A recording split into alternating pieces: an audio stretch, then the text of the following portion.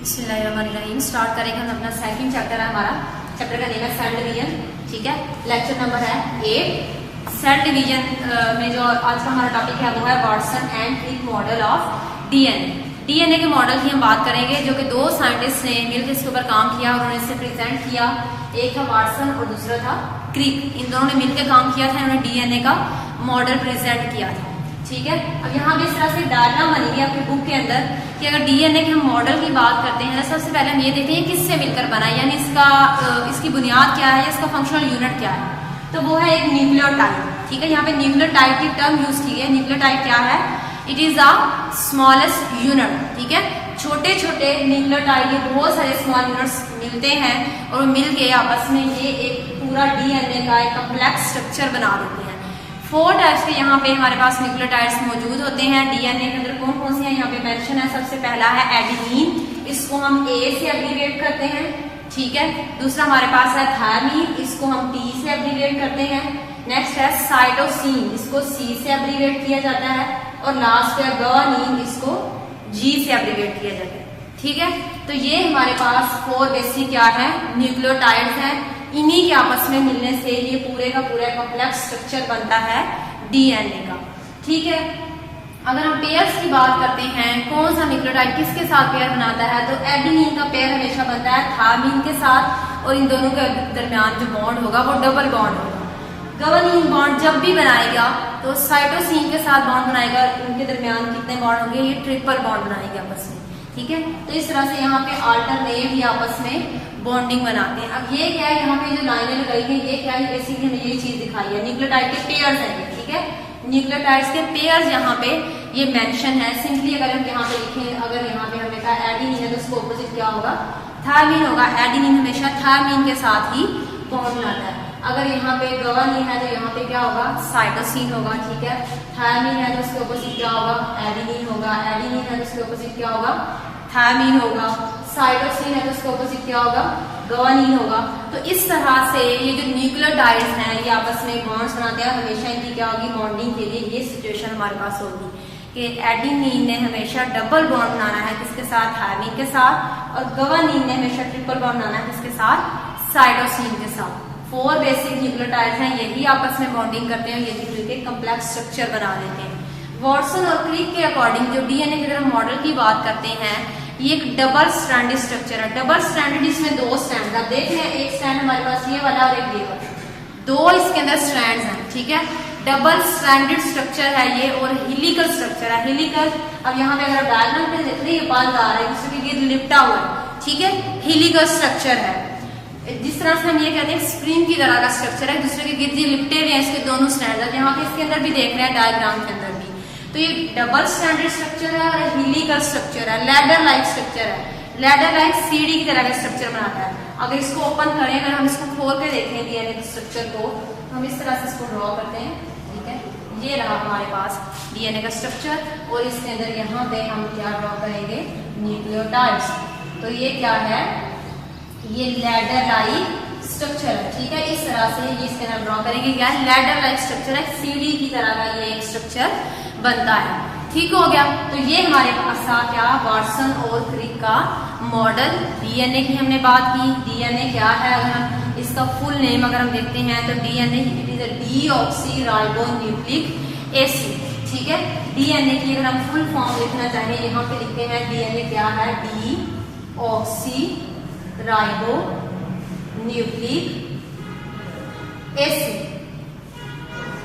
तो ये इसकी क्या है, फुल फॉर्म है डीएनए की। इससे हम इसको एब्रीविएट करते हैं डीऑक्सीराइबोन्यूक्लिक एसिड। ये डीएनए का फुल नेम है। ये क्या है, डीएनए एक हेरिडिटरी मटेरियल है, एक विरासती मादा है। इसके स्ट्रक्चर की बात कर ली, 2 स्ट्रैंड होते हैं, दोनों स्ट्रैंड उसके गिर्द लिपटे भी हैं, बालदार स्ट्रक्चर बनाते हैं। किससे मिलकर बना है, न्यूक्लियोटाइड से मिलकर बना है। स्मॉल यूनिट्स हैं जिन्हें हम न्यूक्लियोटाइड्स बोलते हैं। कौन कौन से न्यूक्लियोटाइड है, 4 बेसिक इसके अंदर न्यूक्लियोटाइड्स देख रही हैं, एडेनिन है, thymine, cytosine and guanine. Adenine हमेशा थायमीन के साथ डबल बॉन्ड बनाएगा और साइटोसिन का हमेशा गुआनिन के साथ ट्रिपल बॉन्ड बनेगा। तो ये हमारे पास है स्ट्रक्चर ऑफ डीएनए। ठीक है, नेक्स्ट अगर हम बात करते हैं तो हमारे पास जो नेक्स्ट टॉपिक है वो है ट्रांसमिशन ऑफ करैक्टर्स। करैक्टर्स की खुसूसियात की मुंतकिली एक जनरेशन से दूसरी जनरेशन में, पेरेंट्स से ऑफस्प्रिंग से। तो यहाँ पे दो टर्म यूज की गई है, एक है हैप्लॉइड और दूसरी है डिप्लॉइड। अब इन दोनों में डिफरेंस क्या है? अगर हम पहले हैप्लॉइड की बात करें, यहाँ पे मैंने n लिखा है, डिप्लॉइड के साथ मैंने 2n लिखा है। ठीक है, हैप्लॉइड मींस हाफ, आधा। ठीक है, अब हैप्लॉइड कौन से हमारे पास सेल्स होते हैं? ऐसे सेल्स जिनके अंदर मियोसिस होती है।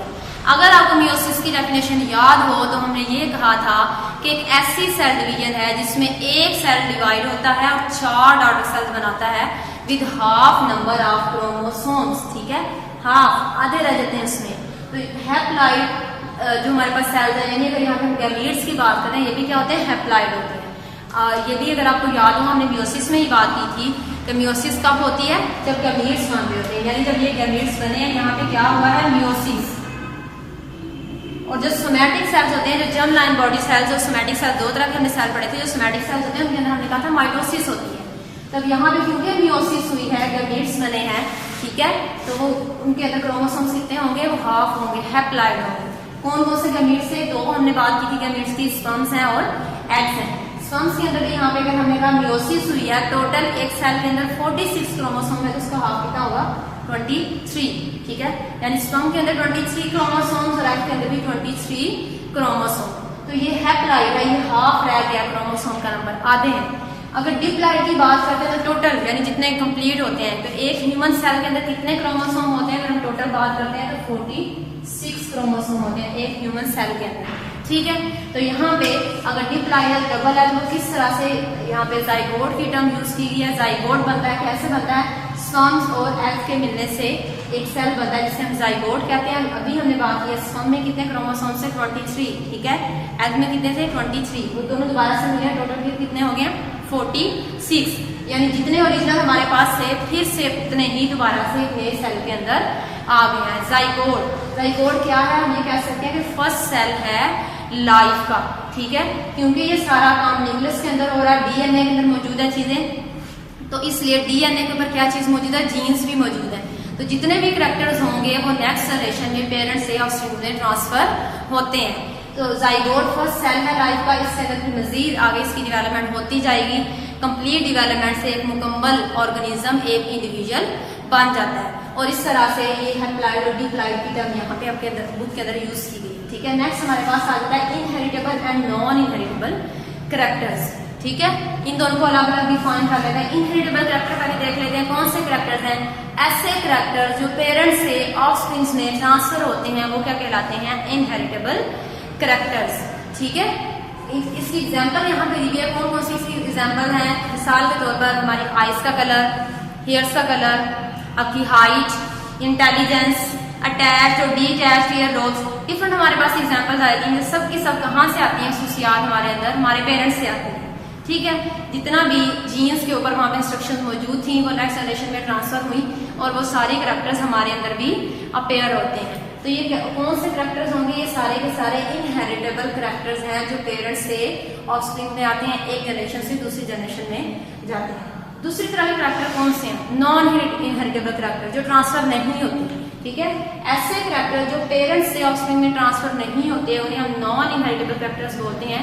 ये कौन से करैक्टर होते हैं? यहाँ पे एग्जांपल दी हुई है कि अगर किसी भी पर्सन का, अगर हम ये कहते हैं कोई बॉडी पार्ट डैमेज हो गया है, तो ऐसा नहीं है कि जो नेक्स्ट इंडिविजुअल आएगा उसके अंदर भी बॉडी पार्ट डैमेज होगा, ऐसा नहीं हो सकता। ठीक है, अगर किसी का हाथ डैमेज हो गया, किसी का पाँव डैमेज हो गया, किसी की टांग डैमेज हो गई है, तो ऐसा बिल्कुल भी नहीं होगा कि उसका जो न्यू इंडिविजुअल आएगा, जो उनके जो बच्चे होंगे उनके अंदर भी वो करैक्टर शो हो। ऐसा क्यों नहीं होगा? क्योंकि ये जो करैक्टर्स हैं नॉन इनहेरिटेबल करैक्टर्स हैं, ये फिजिकली होते हैं, जिस्मानी तौर पे है ना। ठीक है, डीएनए के अंदर तो नहीं गई ये चीज, डीएनए के अंदर तो नहीं गया ना ये, तो इसलिए जो चीज डीएनए के अंदर होगी जस्ट वही आगे ट्रांसफर होगी। ये जो फिजिकल करैक्टर्स हैं ये आगे ट्रांसफर नहीं होगी। तो इसलिए नॉन इनहेरिटेबल करैक्टर्स ऐसे करैक्टर्स हैं जो कि नेक्स्ट जनरेशन में ट्रांसफर नहीं होते। लास्ट हमारे पास टॉपिक है इनहेरिटेबल करैक्टर्स की। दो एग्जांपल आपको दी हुई हैं, आई कलर और अटैच और डीअटैच्ड ईयर लॉब्स। ठीक है, आई कलर की अगर हम बात करते हैं, डिफरेंट आई कलर शो होते हैं। आपकी बुक के अंदर इसकी डायग्राम भी बनी हुई है। ये आई कलर्स किस तरह से शो होते हैं? हमारी आई के अंदर एक पार्ट है जिसे हम आइरस बोलते हैं। इस आइरस के अंदर बनता है एक पिगमेंट, एक मादा बनता है। अब इसकी कंसंट्रेशन पे डिपेंड करता है कि हमारी आई का कलर कैसा होगा। ये पिगमेंट जितना ज्यादा बनता जाएगा, इसकी प्रोडक्शन जितनी ज्यादा होगी, आई का कलर ब्लैक होगा। ठीक है, लेंस का कलर क्या होगा? ब्लैक। किस वजह से हुआ? इस पिगमेंट की वजह से जो आइरस के अंदर बन रहा है। जितनी ज्यादा इसकी प्रोडक्शन होगी, लेंस का कलर ब्लैक होगा। अब इसकी प्रोडक्शन पे डिपेंड करता है, इसकी प्रोडक्शन वेरी करती है, मुख्तलिफ होती है। ठीक है, पर्सन टू पर्सन वो वेरी करती है। तो इसकी कंसंट्रेशन की बेस पे हम ये कहते हैं डिफरेंट आइज के कलर जाते हैं। जिस तरह से ग्रीन है, ब्लू है, हेजल ग्रीन है, स्काई कलर है, ब्राउन कलर है। ये सारे आइज के कलर किस वजह से आते हैं? इसी पिगमेंट की प्रोडक्शन की वजह से। इसी पे डिपेंड करता है कितनी उसकी प्रोडक्शन हो रही है, उसी की बेस पे आइज के कलर शो होते हैं। ये भी इनको भी अब कौन कंट्रोल कर रहा है? आई कलर को भी पेयर ऑफ जीन्स। ठीक है, जीन्स इसको कंट्रोल कर रहे हैं, वो पेरेंट्स से ऑफस्प्रिंग में आगे ट्रांसफर कर देते हैं इस इंफॉर्मेशन को। लास्ट है अटैच और डीटैच ईयरलोब्स। इसकी डायग्राम भी आपकी बुक के अंदर बनी हुई है। अटैच और डीटैच ईयरलोब से क्या मुराद? अब यहाँ पे देखें अगर डायग्राम इसके अंदर बनी हुई है, कुछ लोगों के ये कान की जो नीचे वाला हिस्सा है वो बिल्कुल उसकी फेस के साथ अटैच होता है, लेकिन कुछ लोगों का फ्री होता है। अब यहाँ पे दोनों डायग्राम के अंदर आपको इनका डिफरेंस पता चल रहा होगा। ठीक है, कि बुक के अंदर ये मेंशन है।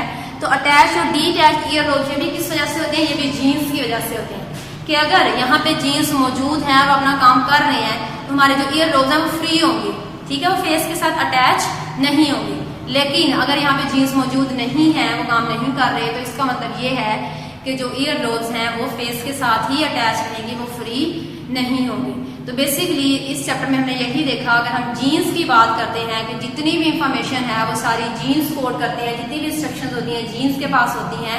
कोई भी करेक्टर किसी भी उसके अंदर किसी भी पर्सन के अंदर शो होगा या नहीं होगा, किस पे ये डिपेंड करता है? ये जीन्स पे डिपेंड करता है। ठीक है, वही इंफॉर्मेशन को कोड करते हैं, वही पेरेंट्स से ऑफस्प्रिंग्स में ट्रांसफर करते हैं। तो इसलिए हम बेसिस ऑफ हेरिडिटी, जिसमें 3 चीजें कही थी कि जीन्स भी हैं उसमें, क्रोमोसोम्स भी हैं और डीएनए भी है। तो यहाँ पे हमारा ये चैप्टर एंड हो गया।